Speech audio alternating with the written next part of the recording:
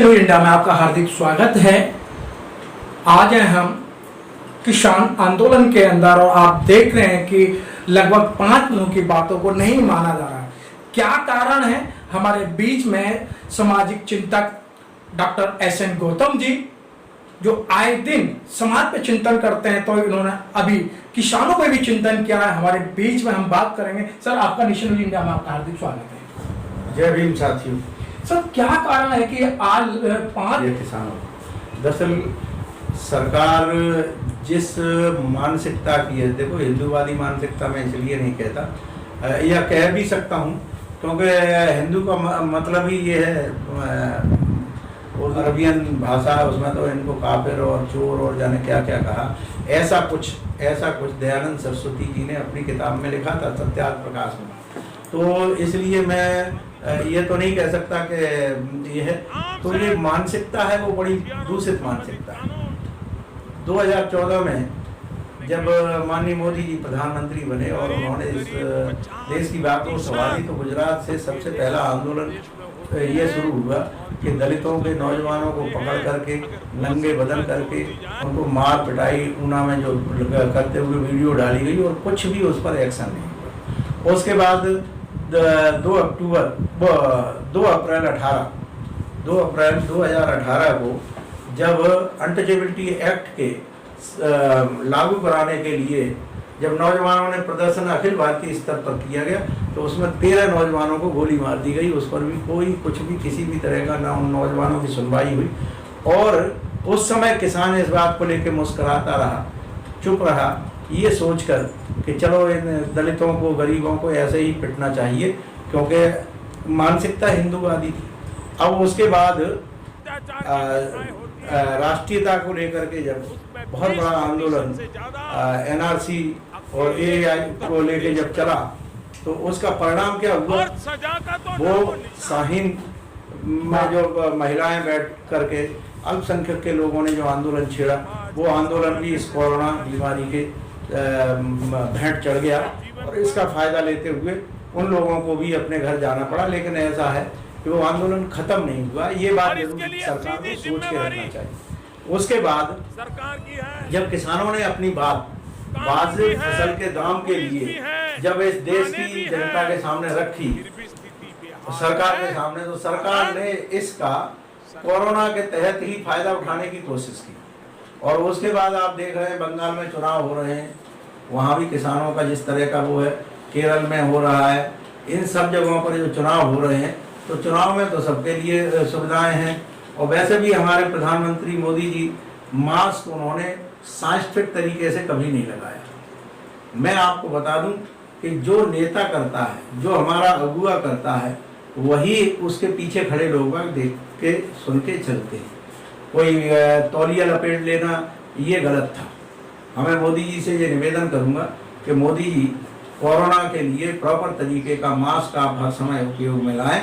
और इस बात के साथ, जैसे अब इस समय में कोरोना का वो है, लेकिन मैं इंटरव्यू दे रहा हूँ, इंटरव्यू के समय आप मास्क को हटा दें, लेकिन जब भी आप दिखें तो मास्क में ही दिखना चाहिए, क्योंकि 2 फीट की आपके लिए तो 6 फीट क्या, आप तो बहुत दूरी मेंटेन करते हैं। आप तो देश की जनता से दूरी बना रहे हैं, आप तो हर चीज में दूरी बनाए ले रहे हैं, और बहाना आप कोरोना का लेकर के अगर इस तरह करेंगे तो ये गलत है।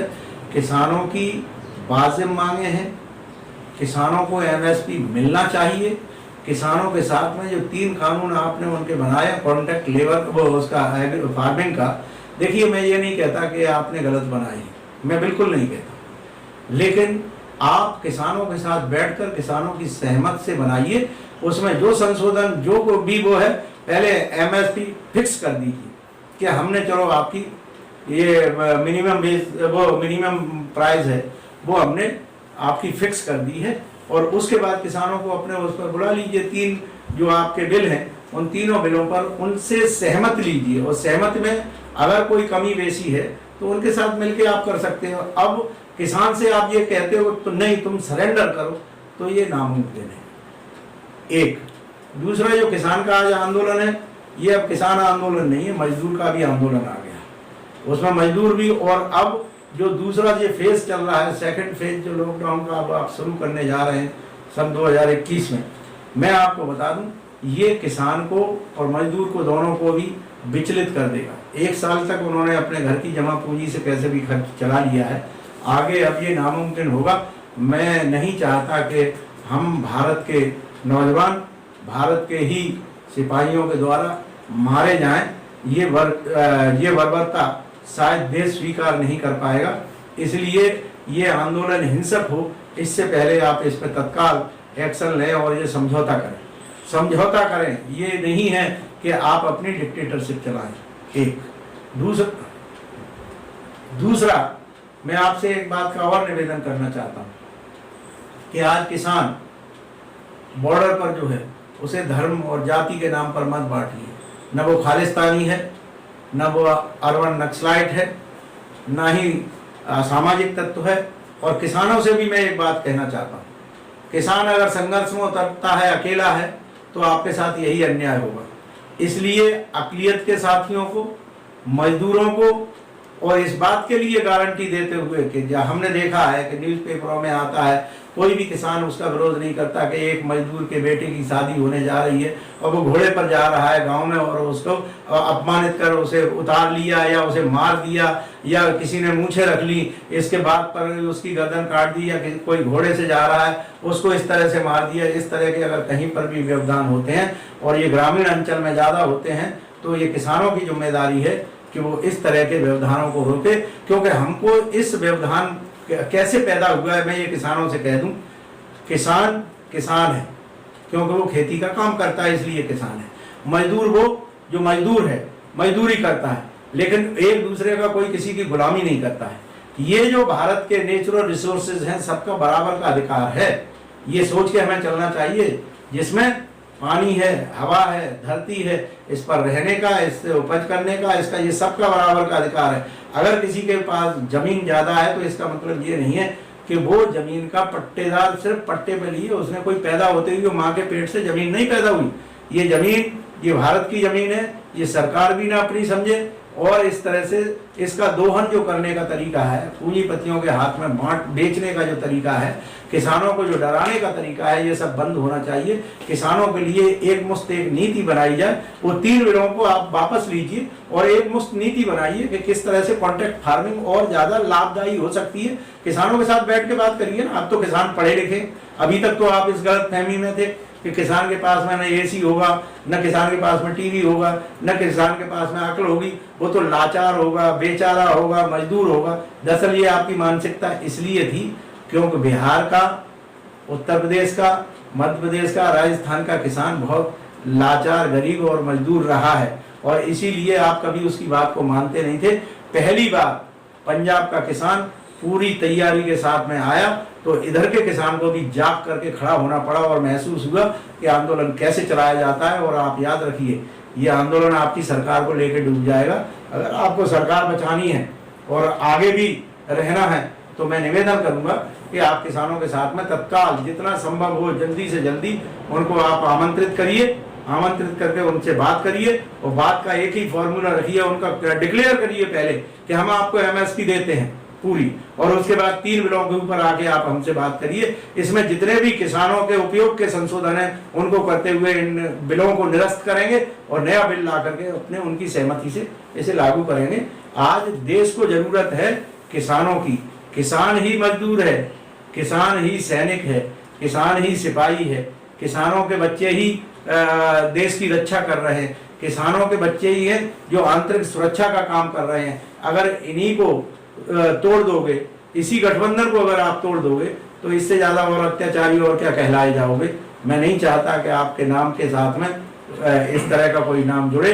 बस इसी सरकार ये बार ये कह रही है और सरकार मीटिंग भी हुई है, काफी मीटिंग भी हुई है कि ये जो किसानों की मांग थी, 70 साल पुरानी मांग थी, हम उसी तो लागू कर रहे हैं, हम अपनी तरफ से कुछ लागू नहीं कर रहे हैं। तो क्या सरकार जो बात कह रही है वो सच कह रही है या किसान सच कह रहे हैं? देखिए, एक बात मैं आपको बता दूं, अब सच्चाई ये है कि 70 साल से क्या गुड़ गोबर होता रहा, उससे तो मुझे कोई मतलब नहीं। आज जो परिस्थितियां हैं साक्ष्य तौर पर अपनी जगह बैठ करके स्पष्ट करिए ना। 70 साल से जो देश में गलत चल रहा था, आप अगर वो अच्छा चल रहा होता तो किसान वोट उस पार्टी को नहीं देते जो सरकार चला रही थी। सरकार जो बदली गई है वो इसके ही लिए बदली गई है कि नई सरकार हमें कुछ वो अधिकार दे जिन अधिकारों से समाज को और ज्यादा मजबूत और देश को मजबूत बनाया जा सके। लेकिन आप बहुत अच्छी बात कही सर, 70 साल से जो सरकार, जो पहले जो सरकारें थी, वो किसानों की जो कृषि का जो मामला था उस पर डामाडोल चल रहा था। लेकिन दुगनी आय करने के लिए मोदी जी और मोदी जी की सरकार इस तरीके के कानून लाई है। क्या आप लोग नहीं चाहते कि किसानों की आय दुगनी हो? क्या आप लोग नहीं चाहते कि किसान जो कृषि है वो डिजिटल मैटर से करें, डिजिटल इंडिया की तरह करें? देखिए, हम ये चाहते हैं कि मॉडर्न तरीके से एग्रीकल्चर फार्मिंग होनी चाहिए और उससे उपज अच्छी होगी और उपज के साथ में उससे लाभकारी जितनी भी योजनाएं हैं वो सब किसानों को मिलेंगे। लेकिन आप मुझे ये बता दीजिए, जिसके लिए मैं सहमत ही नहीं हूँ और आप कह रहे हो कि मैं तो आपको बड़ा पैसे वाला बनाना चाहता हूँ और मैं कह रहा हूँ नहीं भैया मुझे नहीं चाहिए, ये गलत तरीका है, मैं आगे डूब जाऊंगा। देखिए, भारत की अर्थव्यवस्था दूसरे देशों की अर्थव्यवस्था से अलग हटकर है। वैसे आपने उसे झकझोर दिया है। यहाँ पर आप अच्छी तरह जानते हैं कि महिलाएं कुछ बचा करके अपने घर में कुछ बुरे वक्त के लिए बचा के रखती थी। आपने वो पैसा भी निकलवा के आए तो घरों से बिल्कुल आपने जो महिला का बटुआ होता था, घरेलू तिजोरी होती थी, उसको भी आपने खंगाल लिया, उसको भी वो कर दिया और लोगों को आपने कहा कि हम आपको इतना पैसा ला देंगे, उतना पैसा ला देंगे। देखिए, मुझे ये पता है कि जब आप ये कह रहे थे तब भी ये मैं मान रहा था कि ये जुमलेबाजी है, कभी ऐसा होगा नहीं। लेकिन इतना नहीं पता था कि आप इतने कड़वे चने चनवा दोगे लोगों को कि लोग मजबूर त्राही करने पर उतारू हो जाए। और अब ये स्थिति है कि त्राही की आने वाली है। और अगर आप ये सोच रहे हो कि मैं प्राइम मिनिस्टर हो करके सब लोगों से डिस्टेंस बना करके सुबह से शाम तक 5 जोड़ी कपड़े बदल के और अपने आप को कहना कि मैं 24 घंटे काम में लगा रहता हूँ, अगर आप काम में लगे रहते होते तो आप के पास में इतनी फुर्सत नहीं होती कि छोटे छोटे इलेक्शनों में जाने के लिए आप अपने दौड़ धूप कर रहे हैं। ये सब चीज़ें अब आपकी दिखावा लगती हैं, चाहे भले ही आपकी सच्चाई हो। तो लेकिन सर, अब बात यह है कि 12वें दौर की जब वार्ता हुई तो वहाँ किसानों को बुलाया गया और किसानों से जो नरेंद्र तोमर जी जो कृषि मंत्री उन्होंने कह दिया जो आपको देना था हमने दे दिया, इससे ज्यादा हम नहीं दे सकते हैं। तो अब उन्होंने बात करनी भी बंद कर दी और प्रधानमंत्री जी का एक बार फोन आता है कि किसानों की और मेरी माँ फोन की दूरी, और अभी तक 2 महीने हो गए कोई फोन नहीं है। देखिए, अब इसको एक्सपोजर करने के लिए और क्या कहा जा सकता है। मोदी जी भी हैं प्राइम मिनिस्टर, जिम्मेदारी तो आपकी आती है। कृषि मंत्री क्या कह रहा है क्या नहीं कह रहा है इस पर किसी को दोषारोपण नहीं।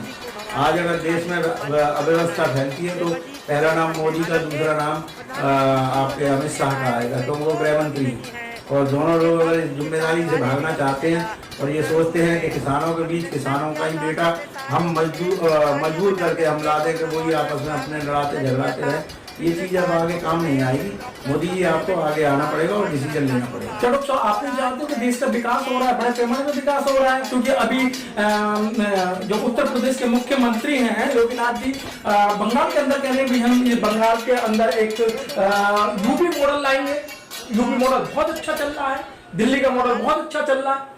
यूपी मॉडल में एक है कि बलात्कार होगा किसी जाति विशेष, क्योंकि वो मुख्यमंत्री की जाति का है, उस लड़की का फिर मर्डर मार दिया जाएगा, फिर रात में जला दिया जाएगा, प्रशासन के सर पर थोप दिया जाएगा। जबकि ये सब आदेश देने वाला कौन होता है? क्या यही आदेश ले जा करके आप उत्तर प्रदेश का मॉडल बिहार में देना चाहते हो, उसमें बंगाल में देना चाहते हो? अरे शर्म करो यार, तुम लोगों को इतना भी नहीं पता है कि आप जो चीजें कह रहे हो क्या वहाँ के लोग आपसे ज्यादा नहीं जानते हैं? बंगाल तो सबसे ज्यादा पढ़े लिखे मुल्कों वो स्टेट में शायद दूसरे या तीसरे नंबर पर आता है केरल के बाद, और आप ये सोच रहे हो कि उनको भी आप पढ़ाओगे? पहले मोदी जी, योगी जी और अमित शाह जी अपने आप में अपने गिरेबां में झांकना देख लो कि कितनी नारी सुरक्षित है तुम्हारे प्रदेशों में, कितना सुरक्षित है गरीब, कितना सुरक्षित है अकलियत, कितना सुरक्षित है अल्पसंख्यक।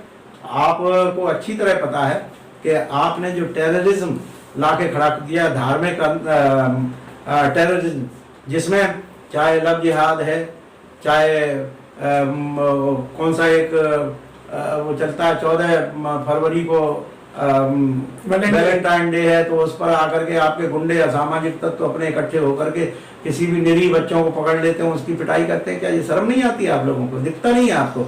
आपके प्रशासन में पुलिस जिस तरह से लोगों को मार रही है, जिस तरह से घुटनों के बल चला रही है। अरे जब आपदा पड़ी थी तो बेचारे मजदूर यहाँ से भाग रहे थे और तुमने उसके बाद जिस तरह से उन पर लाठी डंडे बरसाए और उसके बाद आप कहते हो कि नहीं हम ये मॉडल लाएंगे, मतलब आप टेररिज्म का मॉडल लाएंगे। अब भैया ओबामा क्या लादेन तो मर गया है, ये आपके रूप में क्या लादेन घुस के आ गया आपके शरीर में जो इस तरह के काम कर रहे हो? तो क्या लगता है कि सर ये जिस तरीके से नोटबंदी हुई थी, जीएसटी हुई थी, 3 तलाक हुआ, 35A आया, तो क्या मोदी जी किसान का जो आंदोलन चल रहा है इसे वो लागू करेंगे? इसे देखिए मोदी जी का बहुत साफ है, पहले उन्होंने दलितों को, फिर अकलियत को, अब किसानों को, मतलब यहाँ समझ लीजिए जो श्रमिक वर्ग है, पूरा का पूरा जो श्रमिक वर्ग है उसके घुटने टिका देना चाहते हैं और उस पर पूंजीवादी थोप देंगे और इस तरह से थोपा जाएगा कि आदमी इस गुलामी से बाहर नहीं निकल पाएगा और इस संविधान की धज्जियां उड़ा देंगे।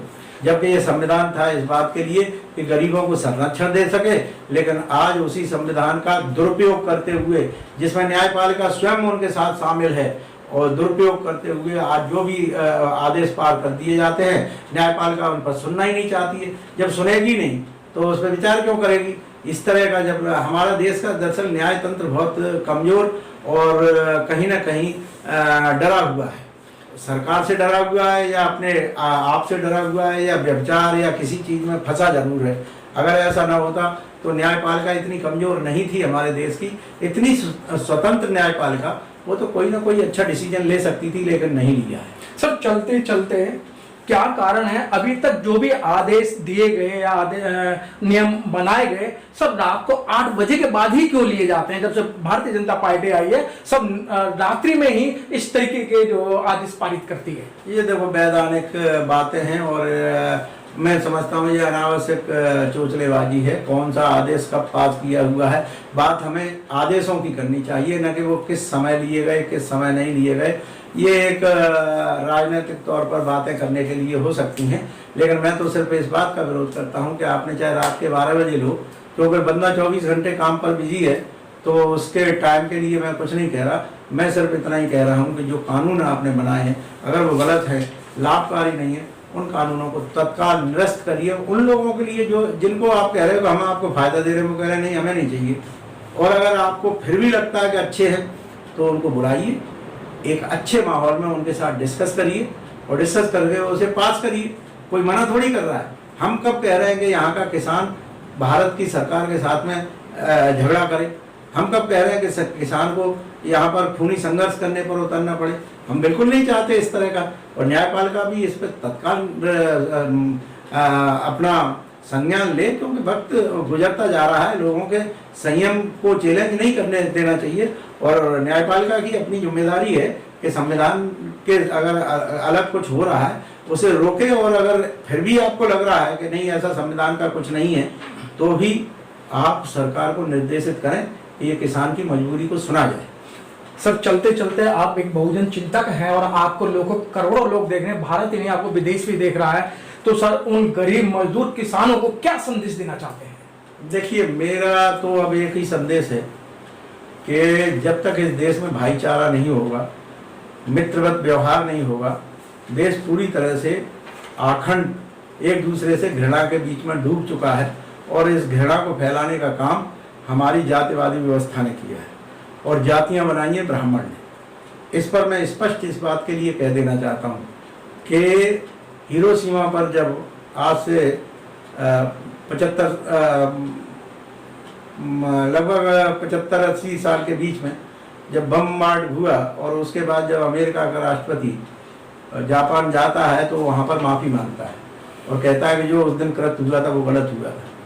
हम देश के ब्राह्मणों से पूछना चाहते हैं, ये जातिवादी जहर जो तुमने इस देश में सदियों से घोला, उसके बाद एक दूसरे में घृणा पैदा की और उस घृणा से आपने अपनी सत्ता तो बचा ली।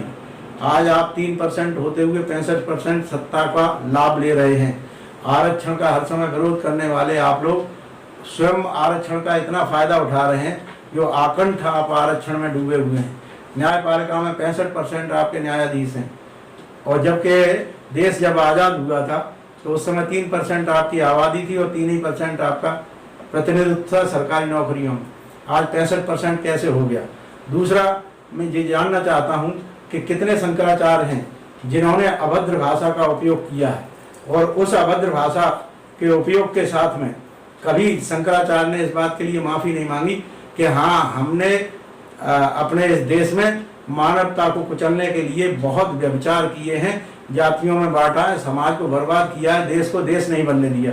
आज भी मैं इस बात को कह रहा हूँ, भारत को अगर देश बनना है, ये मैं किसानों से भी कह रहा हूँ कि अगर भारत को देश बनना है और अपने को सत्ता में लाना है, देश के संविधान को अपने पास पाना है, तो इस ब्राह्मणवादी व्यवस्था का हमें विरोध नहीं, इसे हमें उखाड़ फेंकना पड़ेगा। हमें अपने समाज में जातियों को खत्म करना होगा। अगर जाति नहीं खत्म कर पा रहे हो, कोई बात नहीं, आप उसके अंदर भाईचारा पैदा करिए। घृणा को तो आपको निकालना ही पड़ेगा, और इसके लिए मैं एक सामान्यतः एक फार्मूला दे रहा हूँ, और मैं चाहूँगा कि हमें एक ऐसा आंदोलन खड़ा करेंगे जो किसान आंदोलन के साथ साथ बराबरी से अपने को संघर्ष करेगा और इस देश को नई दिशा की तरफ ले जाने का प्रयत्न करेगा। धन्यवाद। जय हिंद। धन्यवाद। Press the bell icon on the YouTube app and never miss another update.